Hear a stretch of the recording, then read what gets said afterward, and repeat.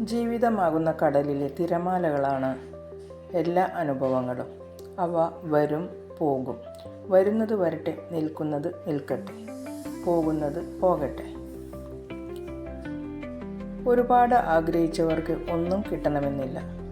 പക്ഷേ ഒന്ന് മാത്രം ഒരുപാട് വട്ടം ആഗ്രഹിച്ചവർ അത് നേടിയെടുത്തിരിക്കും.